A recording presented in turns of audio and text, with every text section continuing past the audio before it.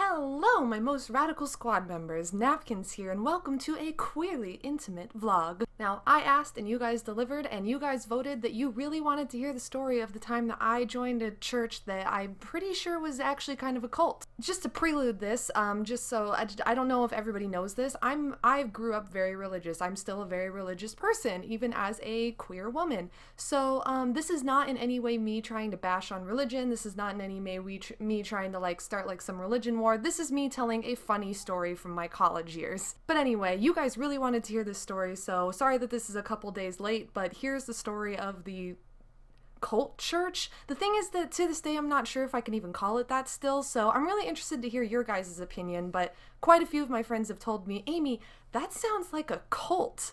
So, and just a little disclaimer, I'm not going to do any names. I'm not going to do the name of the church, any of the people involved, because anybody who watches it will know what I'm talking about, if they were part of it or if they know me.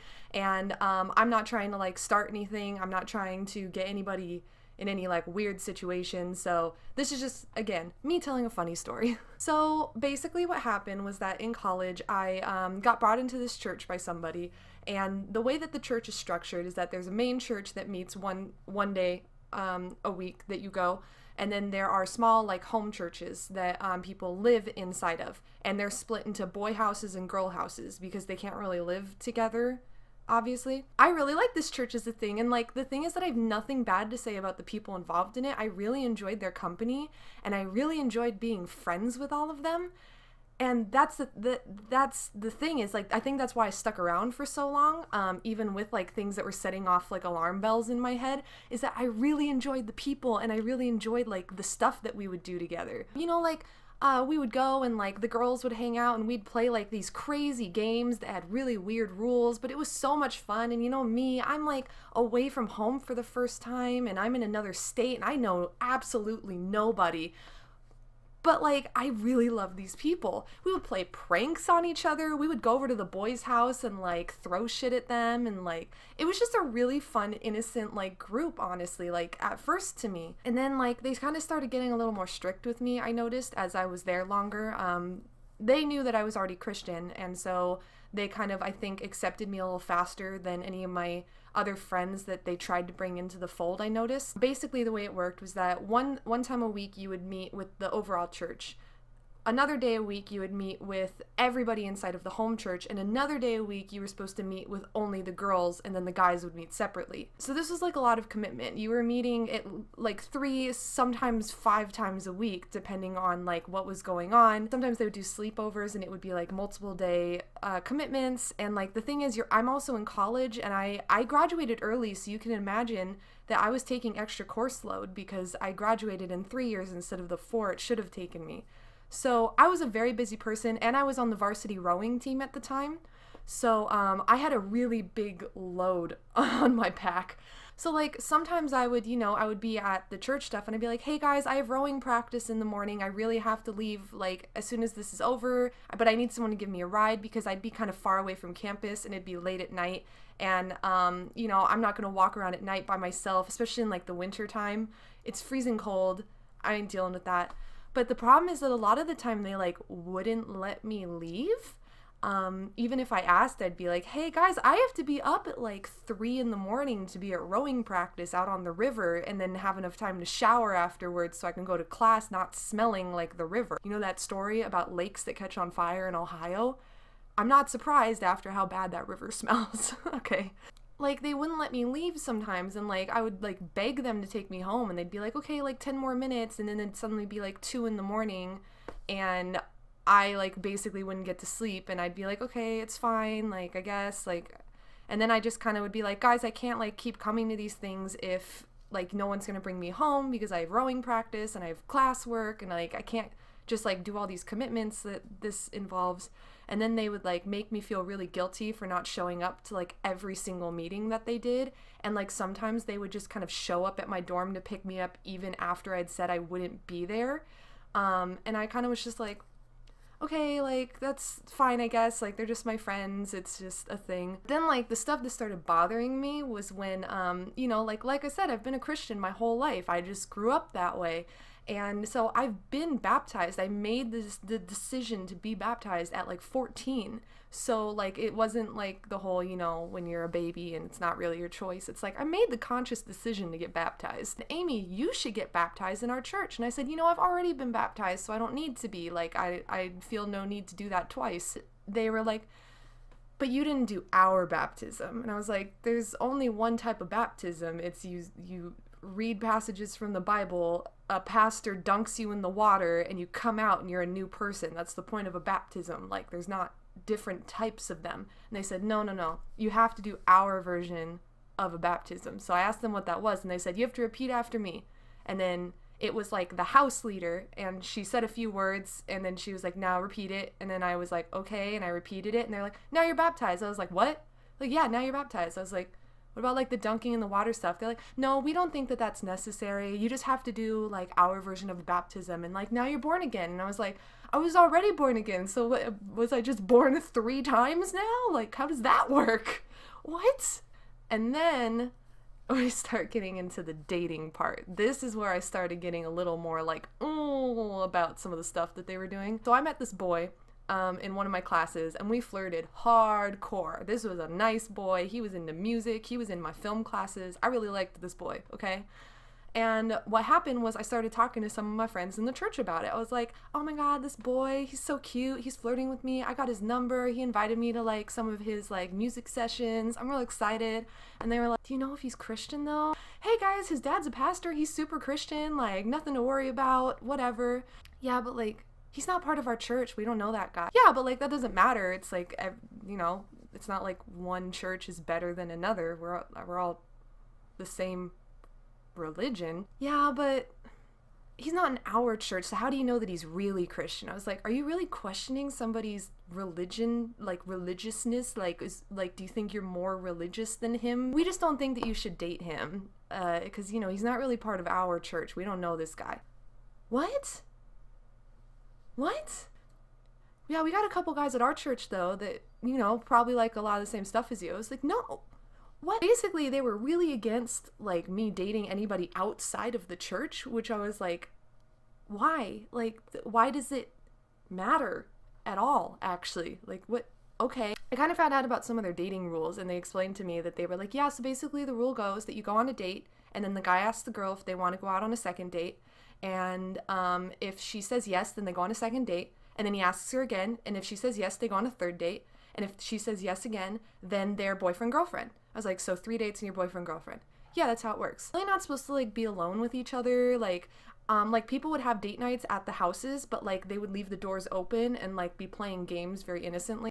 They basically said, like, typically after, like, 2.5, maybe even 3 years, that's around when people get married. You have, like, very specific deadlines for when these things need to happen. Yeah, no, that's just how it works. It's, And then everybody in the church is involved in your wedding.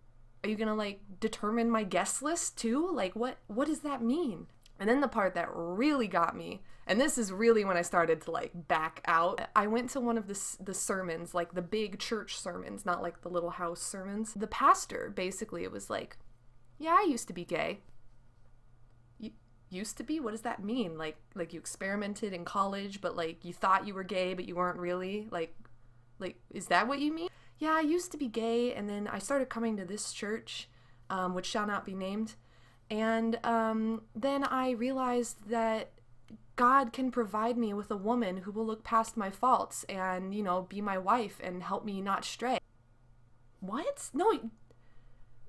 So what you're saying is you're still gay, you're just married to a woman that you're not sexually attracted to, is what you're saying. Or you're bisexual. I don't know which one it is. You didn't used to be gay. You're basically saying that you're still gay. So I just want all of you to know out there that if you're struggling with something like this, God will provide you with somebody in your life who will help you through these hard times. Me, being somebody who had only recently started to, like, discover her own sexuality, is just like, what the fuck is happening right now? He was basically telling us that God would give me a man who would help me not stray and to not be and would be okay with the fact that I was attracted to women. That's not how that works. That is not how that works. What kind of a marriage is that, first of all? Second of all, what kind of a message is that to give to people? To say, you're wrong and you're broken, but don't worry. As long as you marry somebody of the opposite gender and never look at somebody of the same gender and pretend you're not gay, it doesn't count. Little bisexual me in the back is like, yeah, but like, I'm starting to think that I'm not straight and I don't like this. And then they started bringing some of my friends in. And basically what happened with that was that one of my friends is Jewish. Still won't name anybody, but I will say that she was Jewish. Got brought in to kind of hang out is the thing. Like, you have to remember, these are also my friends. It's not just my church group at this point.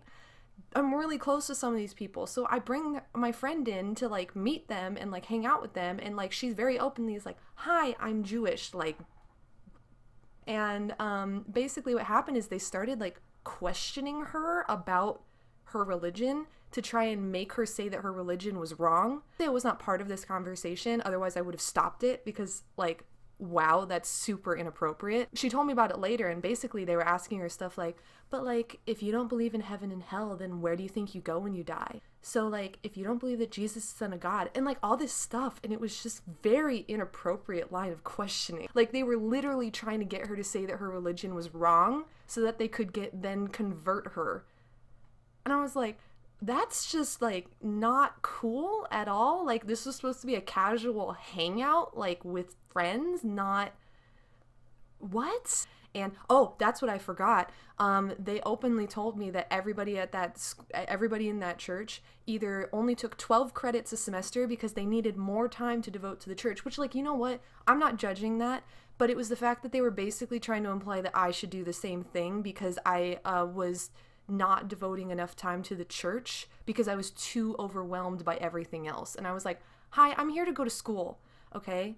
But like, homeboy Jesus knows that like, I'm here to go to school and get out as fast as I can, okay? I'm done with school. They tried to get me to drop my credit load so that I would be in school even longer and so I could devote more time to the church. And I was like, what? What is happening? And then the breaking point happened. They asked me if I would move in with them. And you have to remember, I was a little freshman at this point. And so they were asking if I would move in with them my sophomore year. And I was like, you know, I don't know about that. Like, I'm just kind of like, I think I still want to live on campus. I want one more year of like the full college experience. And, but like, I didn't really know how to say that at the time. So I used the classic excuse of, yeah, my parents really want me to not live off campus yet, and since they're basically paying for my housing right now, like, I'm not gonna go against their wishes. I kid you not.